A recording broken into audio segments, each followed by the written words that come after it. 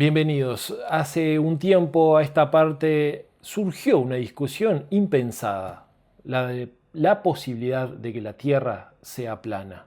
Bienvenidos a Zona Desconocida.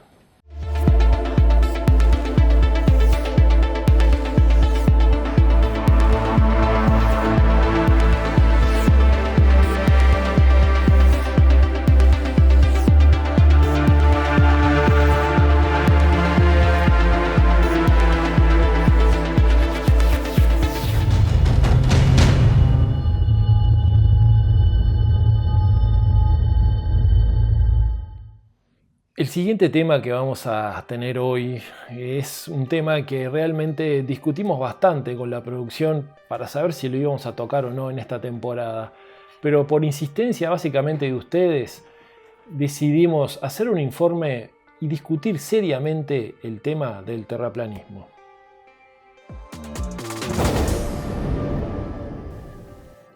Desde hace unos años a esta parte, se comenzó a escuchar un concepto que en otro momento tal vez era impensado: la idea de que la Tierra no tendría la forma que nos enseñaron a nivel oficial, sino que sería plana. Pero, ¿qué son los terraplanistas? ¿Por qué es que cuestionan algo que no estaba en discusión? ¿Y este concepto es nuevo? Las grandes civilizaciones antiguas ¿coincidían con nuestra visión de la realidad? Sabemos que desde los griegos, incluso antes, se conocía, la esfericidad de la Tierra, se logró medir el diámetro aproximado. Hasta ese momento, era una esfera, por decir una forma, que no es la forma que tiene tal cual, pero se asemejaba. Y lo que se conoce es que, posteriormente, durante la Edad Media, es que se vuelve por algunas corrientes y justamente por lo que pasaba en lo que es el Mediterráneo y ese oscurantismo del conocimiento, se volvió, mezclado por supuesto con lo que son las grandes corrientes religiosas de la época, se volvió a ese estado de que la Tierra era plana.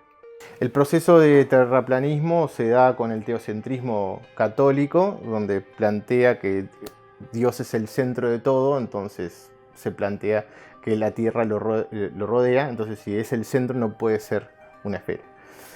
Pero es una cuestión más filosófica que plantea la religión que una forma de visualizar el mundo. Después se va generando conflictos diferentes por ese pensamiento. Posteriormente, con los grandes descubrimientos a partir del siglo XIV, siglo XV de nuestra era, con los grandes viajes, y toda una era científica y un renacimiento, por eso se llama renacimiento, esta es la siguiente etapa, se vuelve otra vez a descubrir, por decirlo de una forma, o a tomar esa corriente de que la Tierra no era plana. La Tierra no era plana. En la modernidad, en nuestra historia más reciente y basada en avances científicos, queda establecido y sin aparente discusión que nuestro planeta es de forma geoide, básicamente esférica y ensanchada en el ecuador. Pero sin embargo, vuelve a surgir la idea de la Tierra plana. Es en el siglo XIX cuando algunas corrientes retoman esas otras anteriores de la Edad Media con esa idea de que la Tierra es plana. Y se mantiene ahí medio stand-by hasta que fallecen los autores de esas corrientes. Y en el siglo XX se retomó un poco y ahora en el siglo XXI se vuelve otra vez a retomar esas creencias, pues en realidad son creencias. No hay nada científico que avale que la Tierra es plana, sino todo lo contrario. No hay nada científico que avale que la Tierra es plana.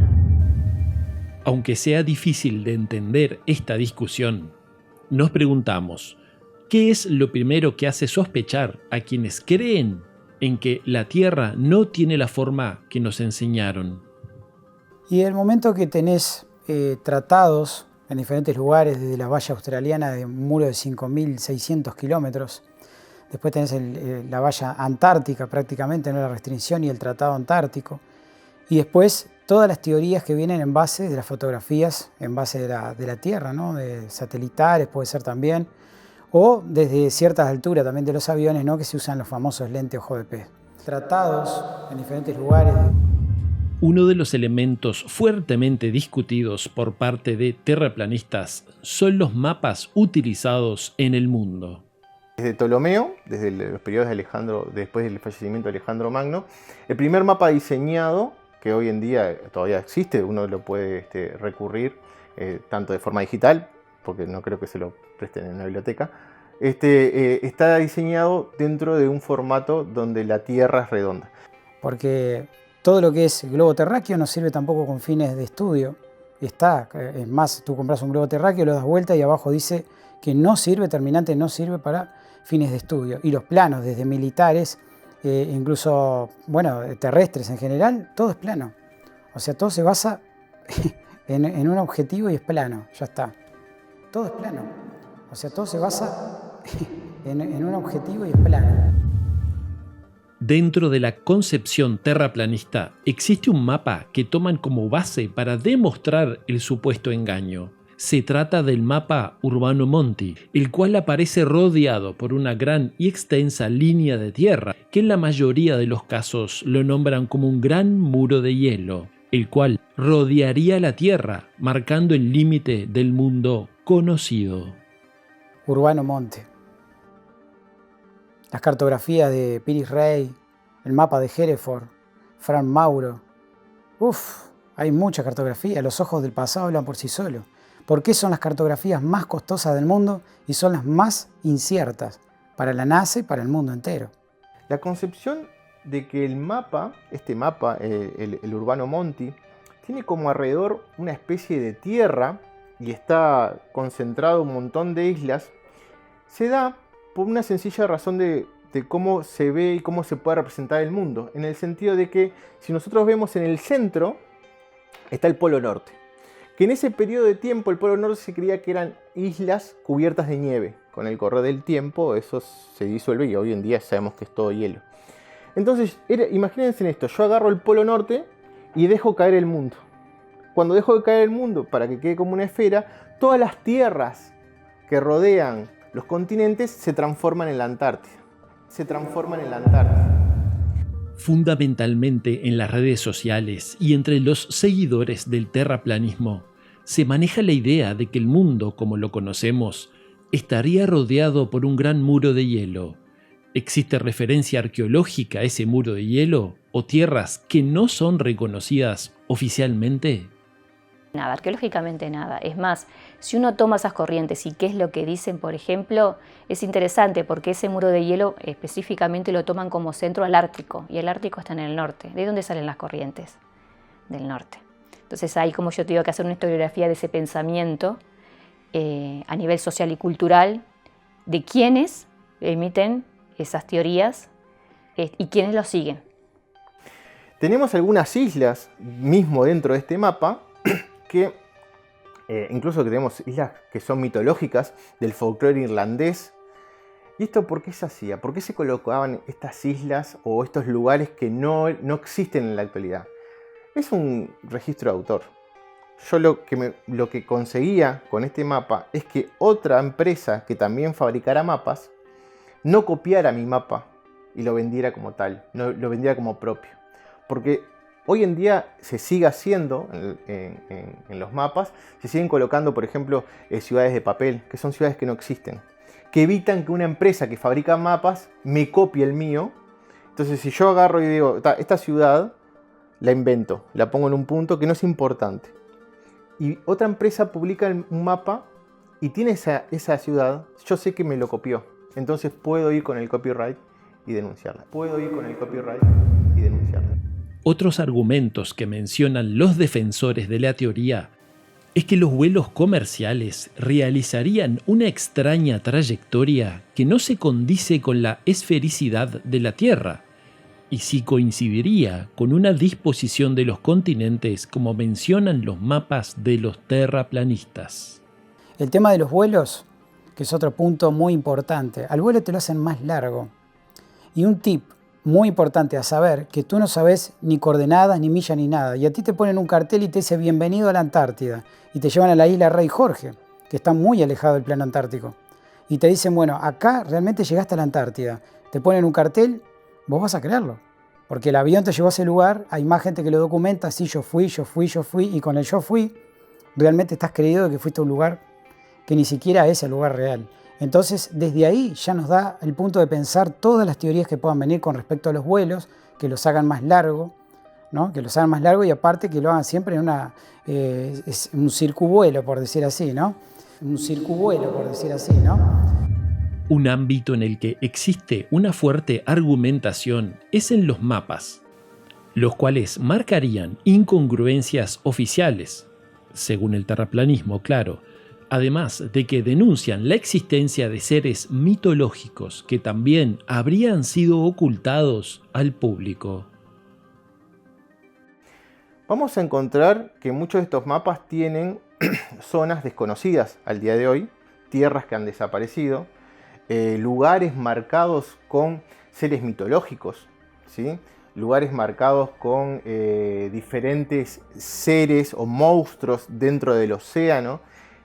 Y muchas veces eso está relacionado con que si alguien tomaba mi barco y se llevaba un mapa, yo tenía que marcar los territorios que todavía no había conseguido conquistar, pero que eran de interés del reino o del comercio. Y zonas que yo no quería que otro que encontrase mi mapa al tomar mi barco navegara. O sea, los mapas tienen una connotación de época, tienen una connotación de creencias, están elaborados con un fin, que normalmente es económico y político, y tienen pistas falsas para poder despistar a la competencia. La información era poder y el mapa era un documento que te podía permitir acceder a todas partes del mundo conocido. Y eso, en la época de la expansión, en las compañías de las Indias, en la época de colonización, era lo más importante que vos podías tener como estrategia política y militar. Tartaria pensaba que la Tierra era plana, Hiperbórea pensaban que eran redondas. La Tierra y los terrenos, las tierras en realidad, porque ellos creían que había muchos planos, que era como una especie de árbol y había muchas capas. El tema del punto de pensar que la Tierra es plana fue la incertidumbre de que las personas que hablaban y documentaban de que la Tierra era redonda venía del reinado, de la jerarquía, de las monarquías. Y aparte es como les digo, y te vuelvo a repetir, un sistema en un mundo cerrado es mucho más fácil de controlar redondo que en una línea recta. Una línea recta la gente podría caminar, podría proyectarse en otros lugares, podría hacer recorridos infinitos, pero en un círculo, y sobre todo un círculo vicioso, donde a la gente se le alimenta con diferentes cosas, yo creo que van a pasar 50, 70, 1000 años y van a seguir creyendo que la Tierra tiene esa forma, ¿no? Realmente, ¿no? Porque es algo que las personas, lamentablemente, tenemos el grano gratis, vamos y comemos y no investigamos.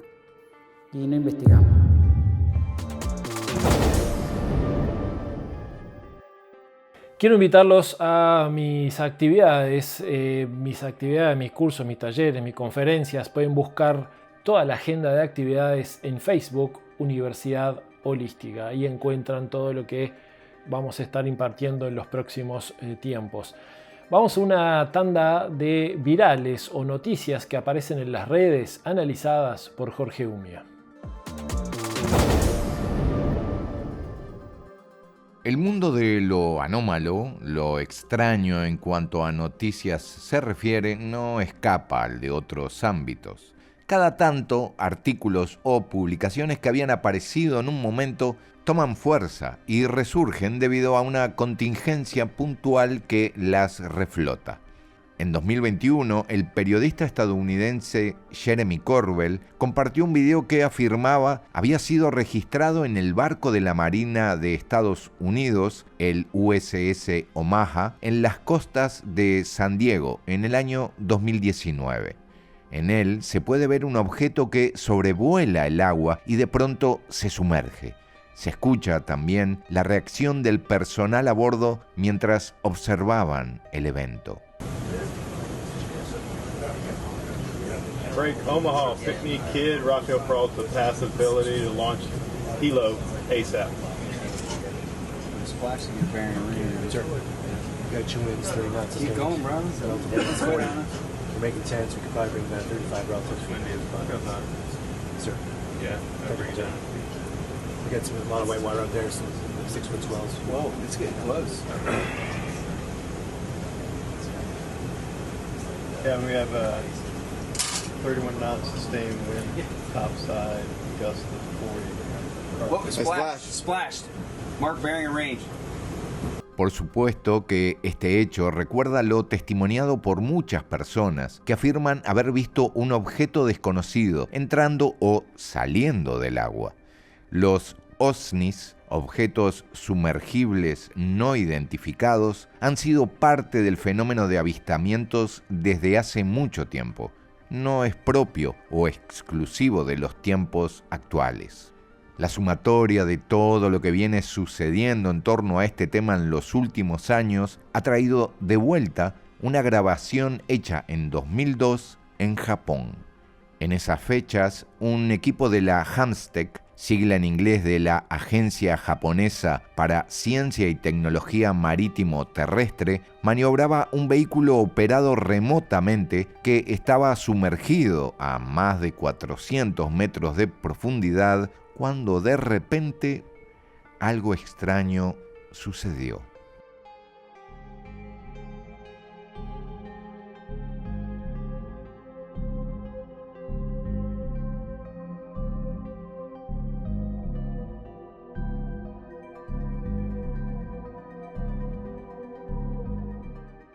Algo pasó rápidamente tras el calamar, que era el objetivo de la toma. Algo para el cual, hasta el día de hoy, no existe un consenso respecto a su origen. No solamente pasa a una velocidad llamativa, sino que al hacerlo no provoca ningún tipo de turbulencia en el entorno del calamar, por lo que hace pensar que estaba a más profundidad. Si esto era así, entonces, ¿de qué se trataba?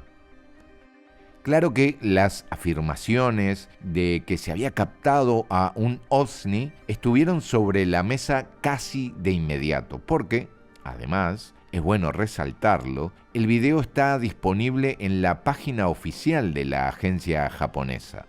No es un engaño creado por alguien en un PC y usando herramientas de edición.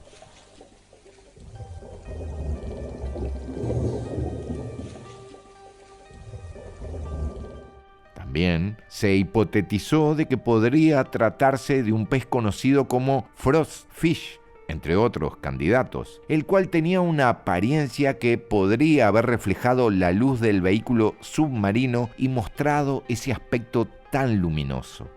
Sea como sea, hasta el día de hoy, el debate continúa y continuará, seguramente.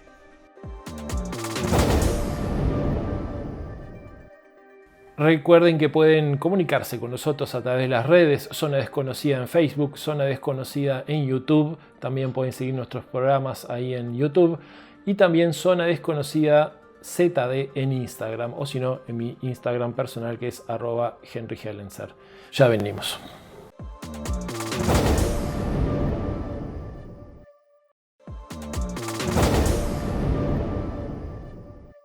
Estoy seguro que en sus casas hay discusiones sobre este tema, sobre todo cuando se ven este tipo de informes y las opiniones también vertidas en estos informes. Pero vamos a ver en esta segunda parte también donde planteamos la posibilidad de que no sea ninguna de las dos cosas como nos contaron. Vamos a verlo.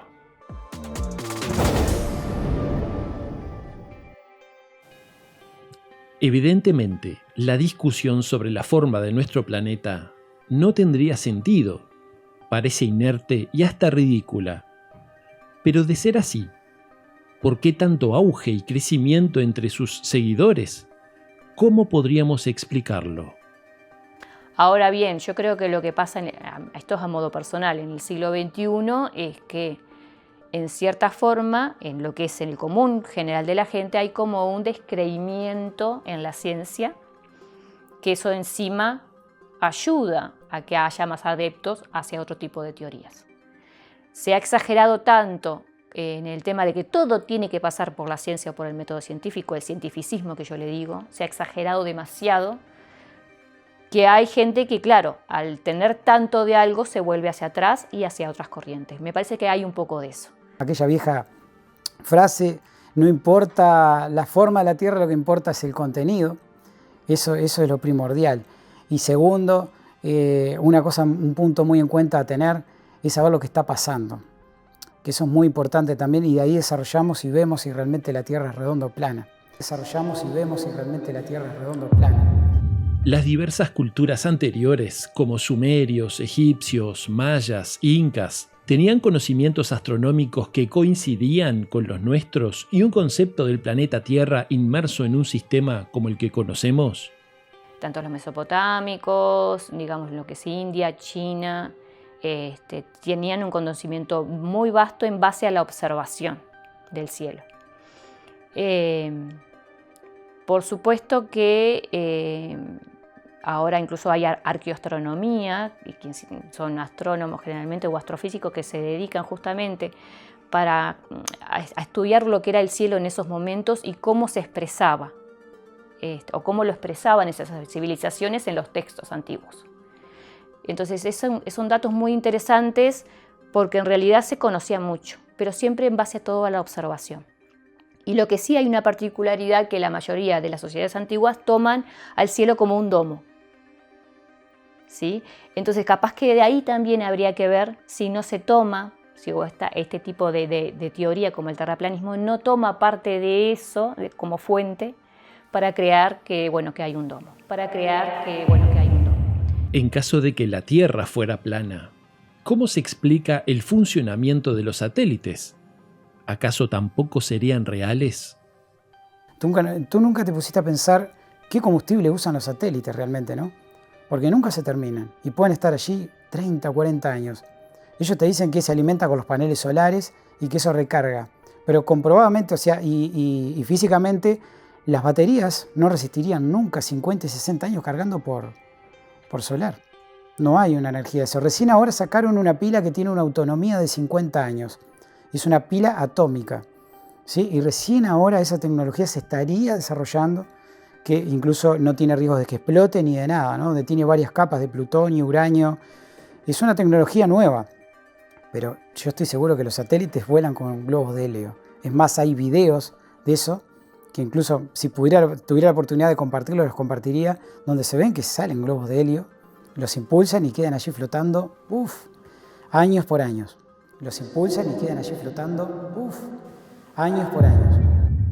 Cuando hablamos de terraplanismo, nos queda la sensación de que no parece haber evidencias claras, pero sin embargo es una discusión en curso, la cual viene desde hace tiempo y cobra fuerza de vez en cuando.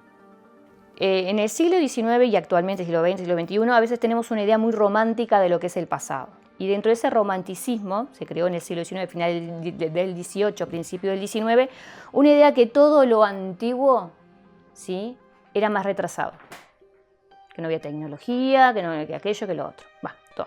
Pero fue una idea que después avanzó y bueno, nada, nosotros actualmente como sociedad, cultura occidental, tenemos parte de ese concepto romántico de que en cierta forma todo lo antiguo era como más arcaico, y es parte de una teoría que fue el evolucionismo, dado por Darwin, que si bien salió desde algo muy básico que es lo biológico, se extendió a todas las áreas. Sucede con muchas teorías cuando son muy revolucionarias. Nosotros nos creemos Dios en muchas cosas. Y ahí está el gran problema nosotros. Cuando nos fanatizamos con algo, decimos soy terraplanista cerrado, no creo ni escucho a ningún globalista, y eso está mal. Eso está muy mal. Uno tiene que tener el poder de aprender a escuchar todos los puntos, absolutamente todos los puntos, y tanto más a los locos hoy por hoy que a los sabios, porque los sabios la mayoría vienen adoctrinados.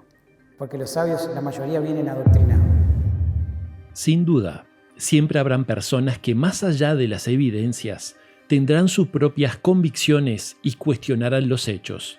Ejercicio que en un mundo lleno de engaños puede resultar muy sano. De todas formas, no podemos olvidar que hay quienes teorizan que la aparición del terraplanismo fue implantada para desacreditar otras líneas de pensamiento disidente. Seguramente lo interesante de este tema también es entender el pensamiento de tantas personas que se rebelan y buscan sus propias respuestas, más allá de la zona desconocida.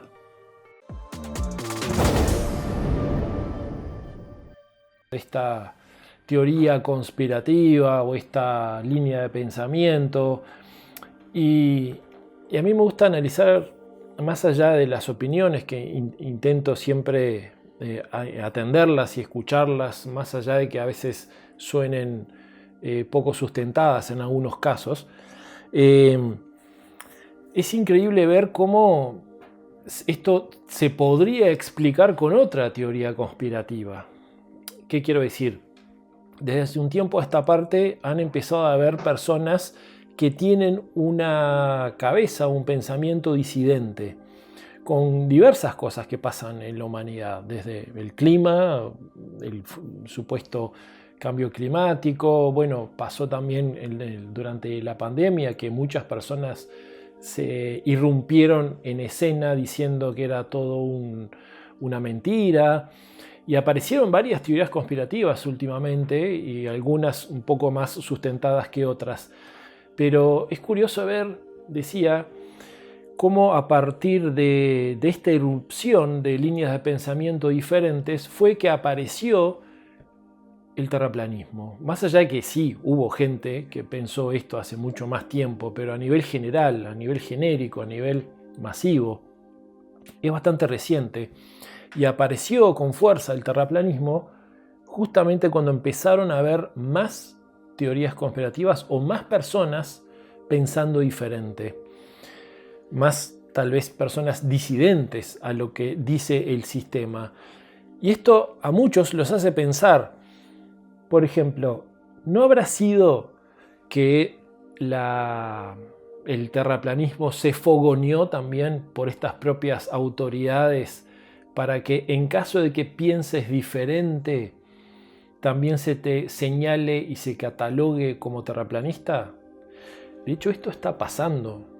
He escuchado más de una vez a un especialista que decía que, bueno, que la medicina o que inclusive el tema de las vacunas se podía tratar en forma diferente y era directamente e inmediatamente señalado como terraplanista, cuando no tenía nada que ver un tema con el otro. Para algunos, el terraplanismo vino justamente a desprestigiar cualquier línea de pensamiento diferente. Es una probabilidad, no lo estamos afirmando, es una probabilidad más, es parte de estas reflexiones que nos gusta hacer. También es importante tener en cuenta, y algo que me llama tal vez un poco la atención, es cómo las personas cuando se dan cuenta de que hay un engaño en curso, sea cual sea de la pandemia o sea de las Torres Gemelas o sea cual sea, cuando se dan cuenta de un engaño, empiezan a creer en todos y empiezan a creer que todos son engaños. Y tal vez ahí también hay un error, tal vez ahí también hay un desequilibrio. No porque haya un engaño en curso en un tema, todo lo demás es mentira. Y haya que creer a cualquiera que esté hablando de que, no sé, que la Antártida es una selva y que hay un muro de hielo, o que después de la Antártida hay 100 y pico de continentes, o que existen razas que controlan los bancos, o que la reina de Inglaterra era un reptil camuflado. O sea, no precisamente porque haya algo que sea un engaño, todo debería ser un engaño, y menos a esos niveles, ¿no? Que a veces se plantean como tal vez un poco exagerados. Es una reflexión para hacernos pensar de que muchas veces cuando tenemos como una guía de información, la tomamos como única y válida. Esto pasa inclusive hasta, no sé, pastores evangélicos, ¿no? Toman únicamente la información que hay dentro de la Biblia. Y capaz que sí, que tienen razón una parte de esa información, pero no todo es exactamente igual o se debe procesar de la misma manera, ¿no? Por eso es que siempre tenemos que tener como sí un espíritu reflexivo, un espíritu cuestionador de la información, sobre todo la información oficial, porque obviamente sabemos que muchas veces está teñida de intereses desde políticos, económicos y demás, pero tampoco por esa misma razón creer cualquiera otra cosa. De esa manera también vamos a estar aprendiendo a estar cada vez menos, y como siempre decimos, en esa zona desconocida. Hasta la semana que viene, gracias por estar.